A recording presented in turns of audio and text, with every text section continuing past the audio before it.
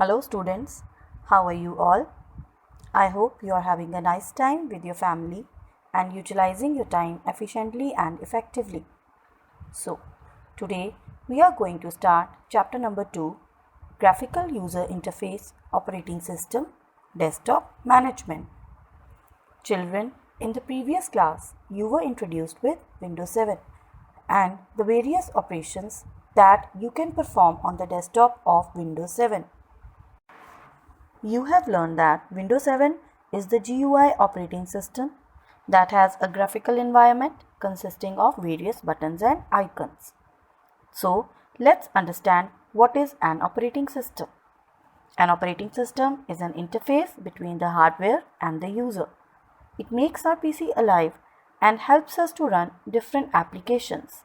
It coordinates and manages the activities of a computer just like the principal of a school manages all the activities running in a school. In this chapter, we are going to explore more features of Windows 7. Let us first understand about the features of Windows 7. The first GUI version of Windows operating system was Windows 95. Since then, many versions of Windows have been released. The most popular versions of Windows are Windows 95, Windows 98, Windows XP, Windows 7, Windows 8 and Windows 10. Given below are the features of Windows 7 that have made it very popular.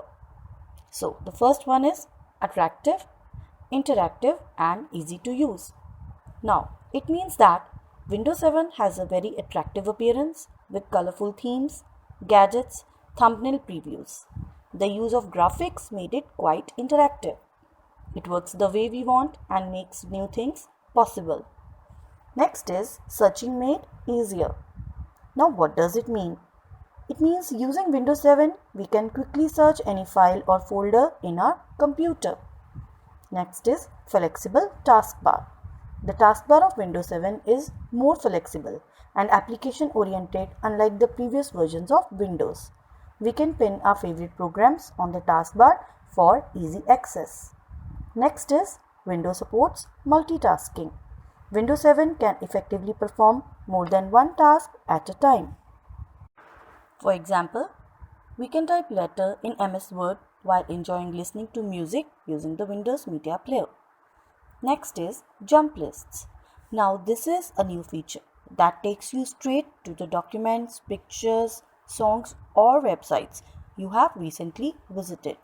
It can be found on the application icons that appear on the taskbar when an application is running or on the start menu in the recently opened program section.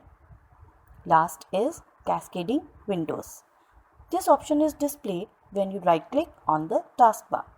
The cascading windows option arranges all the open windows from the top left corner of the screen to the bottom right in layers. Now let's talk about the taskbar. The taskbar can be seen at the bottom of the screen as a long horizontal bar. It has a start button on its left side. The taskbar can be dragged to any of the four sides of the desktop. Whenever we run any program, its button is automatically placed on the taskbar. The middle section of the taskbar is known as Quick Launch Bar. Here you can add commonly used programs such as Internet Explorer, Word application, TuxPaint, etc. Next is notification area. Notification area is on the right side of the taskbar. This area contains the clock and other program icons which provide the status and notification about the programs running on the computer. For example, antivirus program, software update, sound, battery status, date and time, etc. Now let's talk about icons. Icons are the small pictures on the Windows desktop. They represent the files, folders or programs. Each icon has some description that tells us something about it. To open any program, just double click the icon. To move an icon, just use drag and drop method with the help of mouse. Now let's learn some commonly used icons. First is computer. It gives a view of available drives and their contents stored on the computer system. Next icon is Networks. It allows you to access the shared files or devices on different computers. Sharing is a common network for data transmission. Next is Recycle Bin. Recycle Bin is a folder that holds deleted files or folders. The deleted files or folders can be restored to their original location. To select any icon, simply click on it. It will be highlighted. And to deselect the icon, click away from the icon. Next is Username or Folder. This icon represents a folder which we can save our files in the categories of documents, music, pictures, videos, etc. And if we do not specify the special location of any file then we wish to save, it automatically gets saved in this folder. Now, customizing the desktop. Windows 7 is quite flexible as it provides many options to change the settings of desktop according to your requirement. Let's try one of the options and change the color scheme of the computer screen.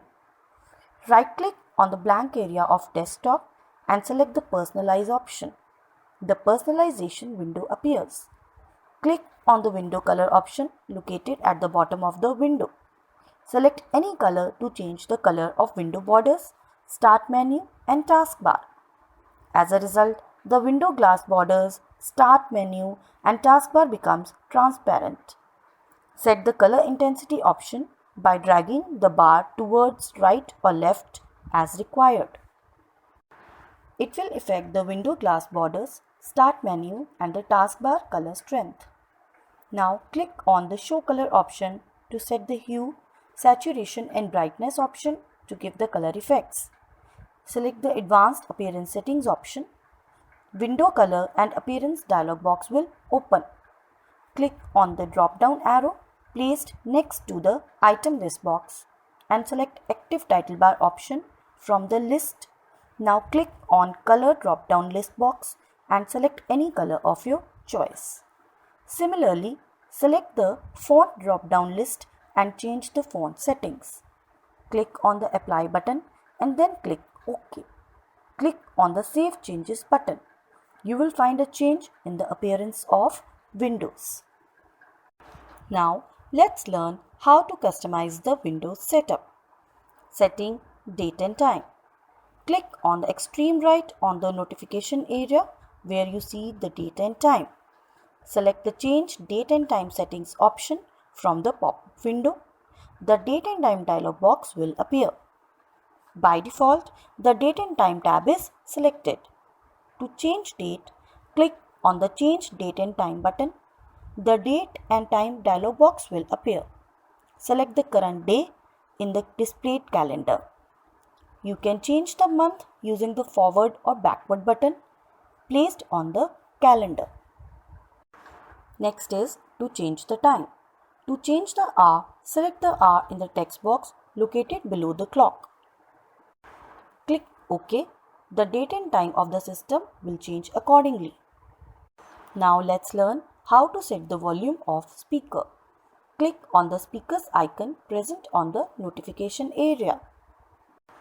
In the pop-up window, drag the slider up and down to increase or decrease the volume respectively.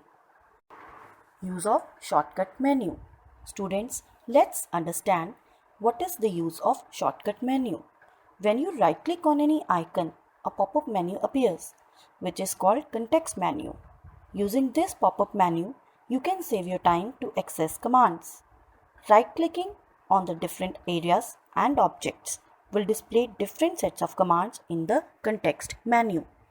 And the context menu is also called the shortcut menu. Now, the next topic is right-clicking on the blank area of the desktop. When you right-click on the blank area of the desktop, you will find a menu with a list of options. The Personalize option can be seen at the bottom. Using the Personalize option, you can change the background settings of the desktop. Now, the last topic is right-clicking on an object. When you right-click on any icon on the desktop, you will find an entirely different menu. The Properties option will be found at the bottom of the list.